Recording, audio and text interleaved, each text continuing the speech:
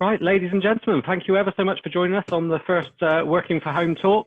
My name is Barry Coons. I decided to put these on more for community than anything else. We're all stuck at home at the moment, all self-isolating or whatever the correct term we should be using, social distancing. And I thought, what a better time than use some of this time to invest in ourselves a little bit, look at the skills that we've got, make sure we're looking after ourselves. So first of all, I must thank my employer, Computer World, for allowing us to use their Zoom account for hosting this. I intend on making the video or audio of this available afterwards, so hopefully if you find this of use. I'd like to thank my first two speakers that have volunteered to speak. So we've got Mark Terrell and we've got Nicky Marshall. These are two people that I've worked with and seen present many times, and I'm really pleased to have them on board today. And now over to Nicky Marshall. So I've done some work with Nicky and I've attended a number of her presentations, and I think there's nothing more important at this time than kind of looking after yourself and well-being. So I'm going to pass over to Nicky now. Don't know if you want to share your screen, Nicky, and Mark and I will mute. Okay, let me see if I can actually share my screen, because that could be interesting to see. So yeah, there we go. So thanks, Mark. Really good hints and tips, and I love the music references, because I think, you know, being creative, we need to motivate ourselves by other means right now.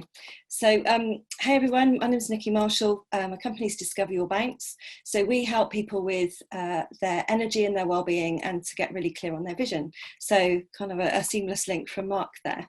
So I've thought about how to build resilience and how to thrive in this changing environment. And this is a workshop that we normally take into and do in person with lots of groups, and we've shared techniques with thousands of employees over the last 3 years, but thought it might be helpful to people that are maybe thrown into different roles and unusual ways of working, who've got family at home, and just some ideas and practical techniques to actually look after yourself.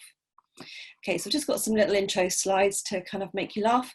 When you arrive at work in the morning, or when you go from your pyjamas downstairs with your breakfast up to your office, or across to your office, wherever that is, you know, do you look like this? Are you absolutely energized, poised, raring to go, can't wait to get to your office, or get to your desk in the morning? And how quickly during the day do we look like this? And particularly in times of great change, we will find it very exhausting to maintain our energy and be able to do the things that are important. Particularly, you know, normally social media and the news can be very busy, but right now there's an ever-changing environment. And so very quickly we can actually, our get up and go can go, because one email, one news item, one request from a family member, and all of our sort of plan that we had can disappear out of the window in a puff of smoke. And sometimes we say to people, well, what's your vision? And they say to get to Friday without needing wine. That can be a vision. When we're really stressed, then sometimes we just get to Friday and we try and use the weekend for relaxation. But if you've got children or parents that rely on you, or anyone around you that needs your support, maybe you don't get this time. Sometimes it feels like we don't get that full 8 hours sleep and then a nice relaxing weekend. Sometimes we have to consistently go and go and go. And I know there are a lot of people that are doing that right now. So how do you maintain that bounce and actually keep your energy levels high, even if you're maybe not getting enough sleep or not getting enough rest or relaxation?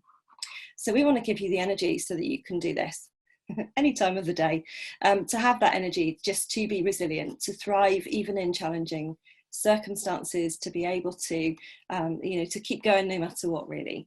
So the techniques that we kind of teach, and the techniques that I'm going to share today, are just sort of small 30-second, 1-minute kind of boosters that you can actually use. So I talk about positive people. When you can get yourself into this really good space, then there's a ripple effect around you.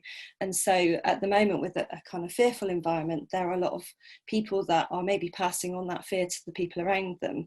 But they do say that positive people tend to get jobs quickly, because someone will make up their mind very quickly on whether they like you or not. And in networking, you know, we have that know, like and trust. So if you're the person in the room that looks relaxed and calm and happy, then people will naturally radiate to you because they'll get that vibe from you. Whereas if you are stood kind of looking really angry, you know, even if you've just got an angry resting face, you know, people very quickly make up their mind as to whether they want to spend more time with you. And so if you are in this positive mood yourself, you'll be able to motivate the people around you and have a much better time in life and business. So my story, in 2010, I was running my own business. We were 12 weeks into this brand new business, had a great vision for where I wanted to take it. But I was working 80 to 90 hours a week, not really sleeping much more than about 4 hours, living on coffee and cake and just basically running on fumes, trying to get this business working, because I had a couple of staff, but they were part-time. It was me doing the majority of the work. And I thought, well, I'll just work really hard for 6 months. And then I'll take a break and I'll employ some more staff. Unfortunately, shortly after this picture was taken, on a scuba diving weekend, I suffered the bends, which caused a stroke. So I lost the use of my left arm and couldn't really feel my left leg, couldn't drive my car, couldn't get to work, spent 14 days between Plymouth and Bristol trying to get myself fixed. And it was only after the neurologist had kind of done some tests that we realised that actually it had been a stroke and not just a bend that I was going to get better from very quickly. So I had to find my own way of bouncing back. And my background is in holistic therapy and stress management, but also management accountancy. So it's a bit of a weird mix going on there. But I decided to use all my skills to get myself better, because I shouldn't be helping other people if I couldn't help myself.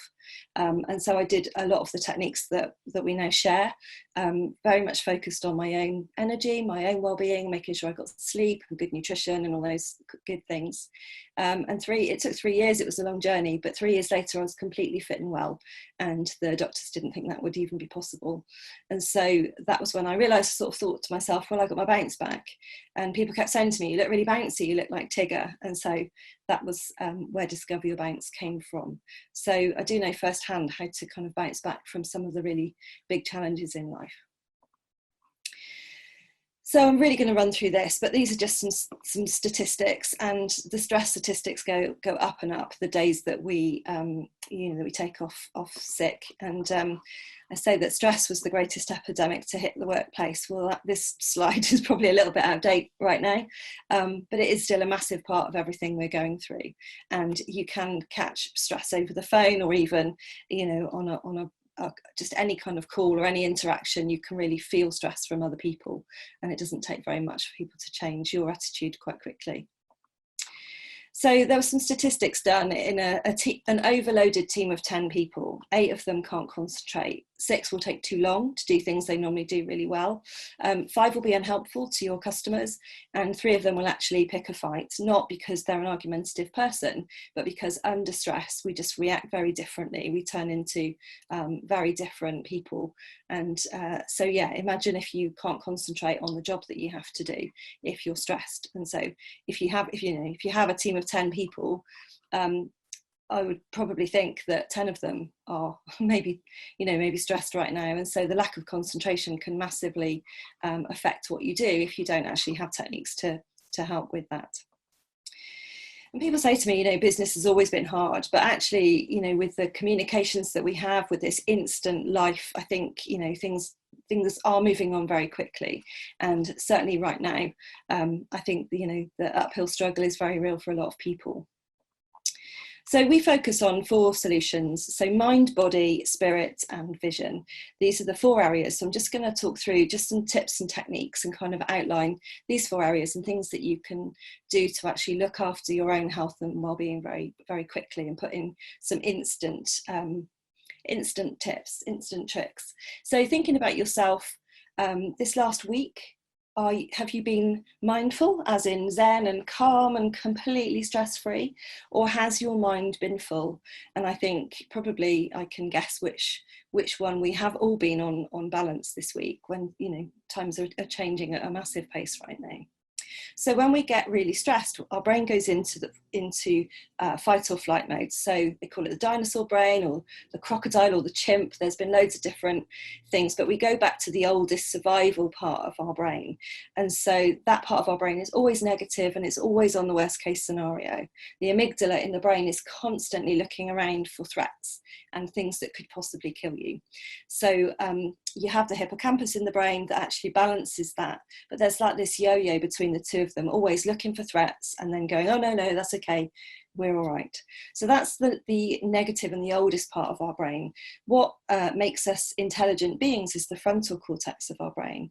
And when we're relaxed and happy, we have our attention in this part of our brain. And so that's where we problem solve. That's where we get our inspiration. And so if you are always stressed and worried, then actually you will be unable to create the change that you need to. So you need to find a way of actually getting yourself from that worried, panicked state to actually change your state into that positive state. So there are some really easy ways to do that. So if anyone on the call wants to join in, if you take a massive deep breath in, and then just imagine you've been poked in the stomach and kind of huff that breath out. If you do that with gusto 3 times, then you will stop. There's a valve in our diaphragm that gets really hitched when we're stressed. So that breath will stop that being hitched. It will allow blood to flow, it will allow lymph to flow and oxygen to flow. So you'll get this massive oxygen hit from those 3 deep breaths, and the fight or flight will reset in your body. The other thing you can do is actually some kind of meditation or mindfulness. There are some great apps. So there's Insight Timer, for example, and I know the Calm app has just set a 3-month free trial period. So there are lots of apps that you can use. So the first thing to do is to remove yourself from the stress. If you can feel that stress building, remove yourself, get somewhere different, even if it's just taking a walk around the block. We are still allowed to go for that walk, but just removing yourself from a stressful situation, because when fight or flight builds up, we get really tense, but usually we're in front of a laptop or we're behind the wheel of a car. And so there, adrenaline, you need to work it off, you need to actually move. So remove yourself from whatever's causing that stress and then try and do some kind of activity. Even using a mantra. The mantra I use and I used when I was recovering from my accident was, I'm safe, I'm well, and I trust myself. And so just by repeating that to yourself, you will then get your brain into a calmer state and you'll be able to choose what you do next. So the next area is of the body, and when we're in fight or flight, massive changes occur in our body. So we produce huge amounts of adrenaline and cortisol, neither of which are good hormones for us. Our blood pressure raises because we're getting ready to actually fight that bear or that dinosaur, or run away, whichever we choose. Freezing is not a good idea because that doesn't actually use the adrenaline that's pumping around your system. Our fight or flight goes on, which immediately trips out our immunity. So in the present day, being in fight or flight is not a good idea because your immunity will go through the floor. The other thing it does is stops our digestion, and our eyes go really wide because we're looking for threats. So all these things have a massive sort of physiological impact on your body, and we can't stay in fight or flight. It's not good for us. It's not sustainable. So without getting really exhausted, we can't do that. Fight or flight is supposed to switch on while we fight or we run away, and then it's supposed to switch off again. If you're in a constant state of fear, that doesn't happen. And so, like I say, it gets very exhausting. Your immunity goes low and probably struggling to sleep as well. So the best thing to do is actually think about the feel-good hormones. So serotonin and dopamine are the kind of feel-good hormones for us. So an easy way to produce serotonin, particularly before bed, once you get in bed, turn off the light, get really, kind of ready to sleep, and then think of 10 really good things that have happened that day. So it could be you had an amazing conversation with someone, with a family member. It could be that the sun was shining. One of my favourites is wearing new socks, because you don't actually need to do very much for that. But just try and think of 10 really good things that have happened that day for you, and that produces serotonin in the body. Dopamine is our reward hormone, so celebrating when you've actually managed to do something. So rather than finishing something and charging on to the next thing, I know the beginning part of the week it felt like this panic that we had to do all these different things. And as a business, we've had to remind ourselves that this is a marathon and not a sprint. And so taking our time, being really clear, and finishing something and celebrating. So whether that's, you know, stopping to have some lunch, or getting outside for a walk, or just, you know, just sitting there and reminding yourself that you've actually achieved something, you will get that dopamine hit. And they've linked to lack of dopamine to things like Alzheimer's and dementia. So long term, if you can be dopamine rich, then you can do yourself a favour. There's a great book, How Your Mind Can Heal Your Body, by a guy called Dr. David Hamilton. I found that book massively useful for me when I was recovering. So the other thing with body is just thinking about really good food, really nutritious food. So eating the rainbow, there's a scientific research paper that says if you can eat rainbow coloured fruit and veg, then you get all the vitamins, minerals and source elements that you need for staying well. Getting out and exercising, you can actually, you know, going for a run or going for a brisk walk, you can work off. So if you can feel that sort of stress building, getting outside, you know, or even it's just running on the spot. I know we can't get outside more than once a day, but running on the spot, running up and down stairs, walking around the garden, whatever it is for you, just, you know, exercise bike, all these different things. We're having to be really creative right now. There's so many online classes that we can do as well. And then sleep. If you're finding that you're struggling to sleep, then the 10 good things before bed is really good. But again, think about a kid's routine. You know, we give them a warm bath and a bottle of milk and maybe a story and dim lights and everything's relaxed. Well, if you're watching the news and constantly chatting to people and on social media, and then you flick the light out and expect to sleep, then you're probably going to struggle. So think about removing as much tech as you possibly can, maybe have a tech-free hour, or just watch something really light-hearted and fun and easy on TV, read a book, maybe have a bath or warm shower, and just think about getting into that relaxed state. And again, there are some great sleep apps as well. There's Rain is my absolute favourite. I share it. Barry's probably heard me talk about it 100 times because it's just thunderstorms or rain on a tent. You can pick these natural sounds and it's kind of white noise. And so if you listen to it often enough, your brain will tell you, oh, there's that thing I use when I sleep. And so you can get a sleep habit going. Sleep hygiene is really important. And if you aren't sleeping, then feel free to get in touch. And I've got lots more to share, but I don't want to run over time today. So moving on to spirit then. Spirit for us is all about our community, sense of belonging, creativity as well. So actually right now, in a stressful world, you know, when we're really stressed, we actually stop being creative. And when we're really stressed, we also remove ourselves and isolate from other people even more than we're doing now. And when we're stressed as well, we get into that survival instinct. So we think about right now. So what do I need in this very moment? And it's all about I when we're really stressed, because it is our survival instinct. Whereas when we're calm and relaxed, we can think about the broader picture and the wider world around us. And so if you can get into that relaxed and calm place, then you'll be doing yourself a favour, but also changing habits. So if anyone wants to just cross their arms for a minute and just think about how comfortable that feels, and then think about crossing them the other way, because I don't know about anyone else, but that just feels wrong.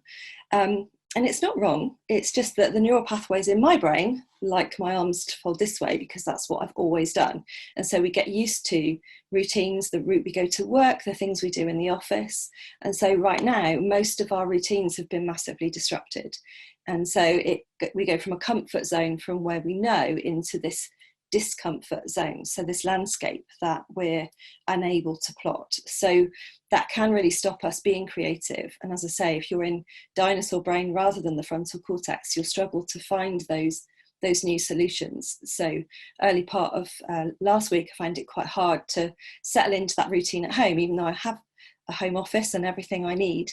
I just found it was really difficult to think about the things that I needed to do in the longer term. I could only really think about really short-term things. So it's about really sort of varying that schedule, getting into good habits, making sure, you know, maybe you have a playlist of some really good music to get you into a really good mood, have that self-care, catch up on sleep.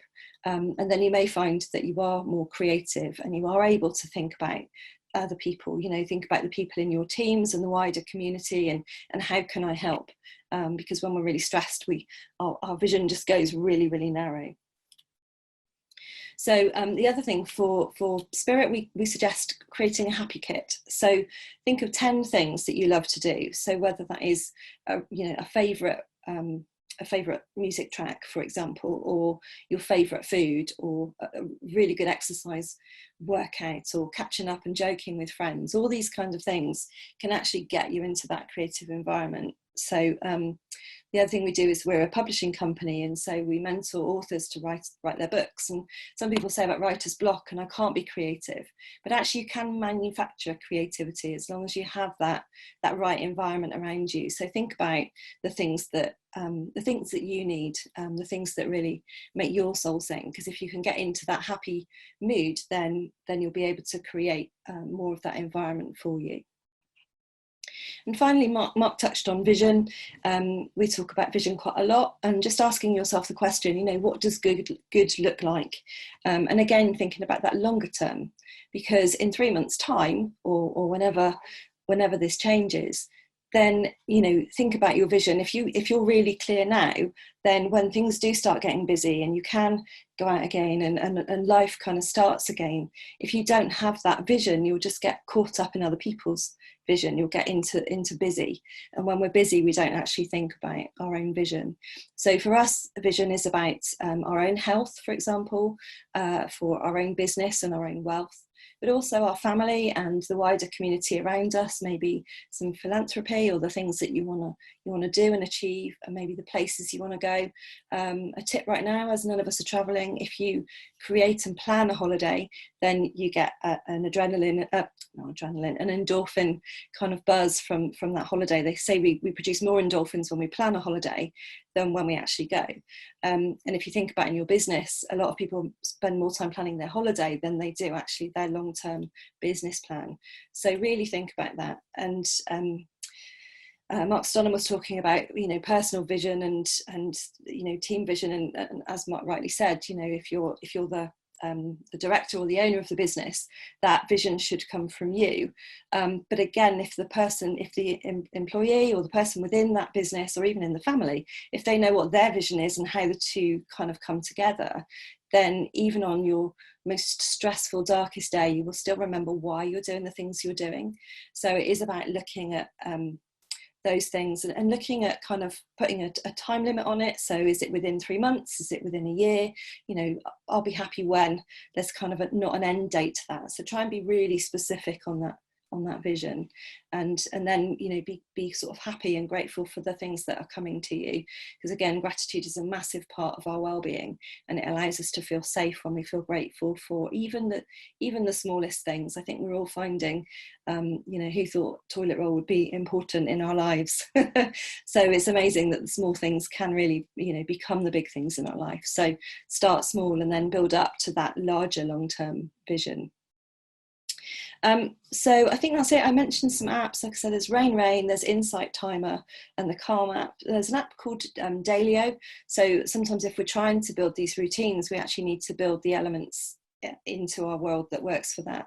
And there's another one called Productive, where you can schedule in the things that you find important through the day, whether that's exercise or even making your bed, because that, you know, can give us a real massive kind of mindset shift. So yes, I just realised I got so empowered. So into my slides, I didn't actually click through. But what I can do, Barry, is actually share. There we go. That's obviously me doing a nice little pose there. But I'll just flick to the last slide, just in case you need contact details. But there we go.